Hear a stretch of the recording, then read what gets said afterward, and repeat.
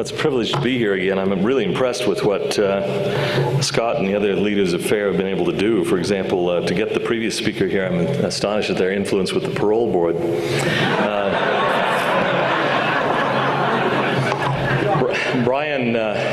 Brian told a joke that reminded me of another joke, and probably you've heard this one, about the dyslexic, insomniac atheist who stays awake all night wondering if there's a dog.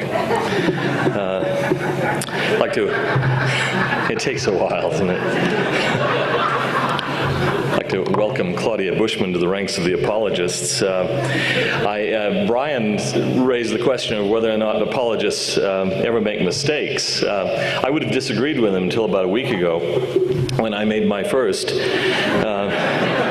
I mistakenly used the obsolete term brontosaurus instead of apatosaurus and was promptly jumped on for it. But I can take it. Now, I lead off with some jokes because this is going to be an incredibly boring presentation. There are no jokes in it, no insults. But the question you have to ask yourself as you listen is there an acrostic? So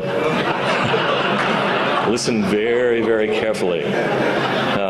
I'd like to thank Mike Ash for helping me out with the PowerPoint. I wasn't planning to have any, but it was decided that I needed it, which is probably true, and so I'm able to look technically or technologically literate with his help just today. I'm going to read this paper, which I normally don't do, and I apologize for that. I was intimidated by the performance earlier today, so I set about at first to memorize it, and then I thought that I would try to go one better by reciting it to you backwards, but I think I'll just do it in the Orthodox fashion. There's just a lot of stuff here, and I want to make sure I didn't leave it out. I feel very strongly about the topic I'm going to be talking about, so please bear with me. I'll try to make it lively. My wife said, "Keep me awake," which may suggest an impossible standard, but I will try.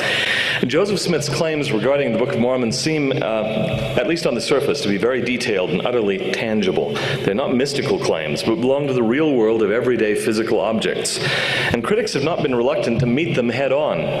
As for the golden plates, wrote the evangelical Protestant polemicist G.H. Fraser, we will say simply, there were not any. The gold plates, declared a critic on the FAIR message board just yesterday, never existed outside Joseph's fertile mind. But the historical evidence suggests, no, it shouts the contrary.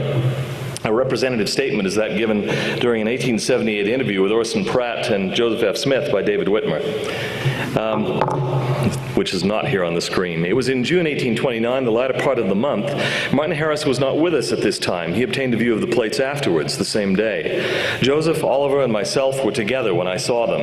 We not only saw the plates of the Book of Mormon, but also the brass plates, the plates of the Book of Ether, the plates containing the record of the wickedness and secret combinations of the people of the world, down to the time of their being engraved, and many other plates. The fact is, it was just as though Joseph, Oliver, and I were sitting just here on a log when we were overshadowed by a light. It was not like the light of the sun or like that of a fire, but more glorious and beautiful. It extended away around us, I cannot tell how far, but in the midst of this light, about as far off as he sits, pointing to John Whitmer, sitting a few feet from him, there appeared, as it were, a table with many records or plates upon it, besides the plates of the Book of Mormon, also the sword of Laban, the directors, and the interpreters. Lucy Mack Smith, who had seen the chosen witnesses leave for their encounter with the angel in the plates, recalled many years later the scene that ensued at their return. When they returned to the house, it was between 3 and 4 o'clock p.m. Mrs. Whitmer, Mr. Smith, and myself were sitting in a bedroom at the time. On coming in, Joseph threw himself down beside me and exclaimed, "Father, Mother, you do not know how happy I am. The Lord has now caused the plates to be shown to 3 more besides myself. They've seen an angel who has testified to them, and they will have to bear witness to the truth of what I have said, for now they know for themselves that I do not go about to deceive the people. And I feel as if I was relieved of a burden which was almost too heavy for me to bear. And it rejoices my soul that I am not any longer to be entirely alone in the world." Upon this, Martin Harris came in. He seemed almost overcome with joy and testified boldly to what he had both seen and heard. And so did David and Oliver, adding that no tongue could express the joy of their hearts and the greatness of the things which they had both seen and heard. Ultimately, each of the three witnesses, Martin Harris, Oliver Cowdery, and David Whitmer, signed his name to a statement that has appeared in every edition of the Book of Mormon from the beginning. According to David Whitmer, the quite distinct experience of the 8 witnesses to the Book of Mormon, the 8 as opposed to the 3, occurred 1 or 2 days after the experience of the 3. Soon thereafter, all of the 8 signed their names to a statement that has accompanied the testimony of the 3 in every printed version of the Book of Mormon. It's worth examining the contrasting character of the experiences reported by the 3 witnesses and the 8, since I believe their very difference reinforces them. First of all, the experience of the 3, as they report it, was suffused with the glory and power of God. In a brilliant light, an angel came down and showed them the plates. They heard the voice of God, testifying that the translation had been accomplished by the gift and power of God. Their written testimony is characterized by a marked religious or spiritual tone. It might be termed a supernatural or miraculous testimony. By contrast, the experience of the 8 involves no glory, nothing miraculous. It's as mundane as anything can be. No angel shows the plates to them. Joseph Smith does. There's no miraculous light. Unlike the 3, who seem simply to have observed the plates in the hands of the angel, the 8 handled the plates and turned their pages. They hefted them. The language of their official account is cool and even formal or legalistic, to the point of emotional distance, the said Smith. God appears in their testimony only as witness to their concluding oath. His voice does not testify to the correctness of the translation. The 8 witnesses are manifestly in full possession of their senses and mental faculties. Theirs might be labeled an ordinary or natural testimony. Why the differences? In order, I think, for the task of skeptics to be rendered more difficult. One might be tempted to dismiss the testimony of the 3 with its spectacular divine accompaniments as hallucinatory, however untenable that dismissal would be, or mere superstition. By contrast, there is absolutely nothing in the testimony of the 8 that points to superstition or hallucination. It is the most matter-of-fact kind of experience, 9 men in the woods in the early afternoon, except for the object at the center of it. On the other hand, if one were to approach the witnesses first by way of the 8, and one were inclined to skepticism, one might be tempted to write their experience off as deception by Joseph Smith, or by some other conspirator or group of conspirators. There must really have been plates fabricated to deceive. But this doesn't account for the testimony of the 3, which goes beyond fabrication and involves a number of additional objects. In other words, a single explanation seems unable to account for the 2 very different kinds of experience.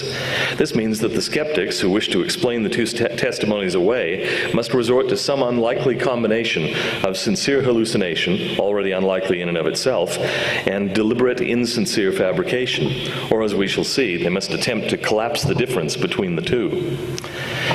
Let's examine a case that critics often cite as a parallel to Joseph Smith and his witnesses. Forgery is the virtually certain explanation for the 2 sets of inscribed metal plates that James Jesse Strang said he had found in Wisconsin and Michigan between 1845 and 1849 and translated. Strang, who claimed to have a letter of appointment from Joseph Smith, announced himself as Joseph Smith's successor and was clearly seeking to imitate the prophet. That his plates really existed is beyond serious dispute. The first set, the 3 Vori or Rajamanchu plates, were dug up by 4 witnesses whom Strang had brought into the appropriate site. Inscribed on both sides with illustrations and writing, the Rajamanchu plates were roughly 1.5 by 2.75 inches in size, small enough to fit in the palm of a hand or to carry in a pocket. Among the many who saw them was Stephen Post, who reported that they were brass, and indeed that they resembled the French brass used in familiar kitchen kettles. With all the faith and confidence that I could exercise, he wrote, all that I could realize was that Strang made the plates himself, or at least that it was possible that he made them. One not altogether reliable source reports that most of the 4 witnesses to the Rajamanchu plates ultimately repudiated their testimonies. The 18 plates of Laban, likewise of brass, and each about 7 3/8 by 9 inches, were first mentioned in 1849, and in 1851 were seen by 7 witnesses. Their testimony appeared at the front of the Book of the Law of the Lord, which Strang said he had translated from the plates of Laban. Work on the translation seems to have begun at least as early as April 1849. An 84-page version appeared in 1851. By 1856, it had reached 350 pages. The statement of Strang's witnesses speaks of seeing the plates. but mentions nothing of any miraculous character. Nor did Strang supply any second set of corroborating testimony, comparable to that of the three witnesses to the Book of Mormon. One of the witnesses to the plates of Laban, Samuel Bacon, eventually denied the inspiration of Strang's movement and denounced it as, quote, mere human invention, end quote. Another, Samuel Graham, later claimed that he had assisted Strang in the fabrication of the plates of Laban. The well-read Strang had been an editor and lawyer before his brief affiliation with the Church of Jesus Christ of Latter-day Saints and his subsequent career as a schismatic leader. Thus, Strang's plates were much less numerous than those associated with Joseph Smith. His witnesses saw nothing supernatural. His translation required the better part of a decade, rather than a little more than 2 months, was done by a man with much education, unlike Joseph Smith, and unlike the witnesses to the Book of Mormon, Strang's witnesses did not remain faithful to their testimonies. Milo Quaife, in his early standard biography of Strang, reflected that it's quite conceivable that Strang's angelic visitations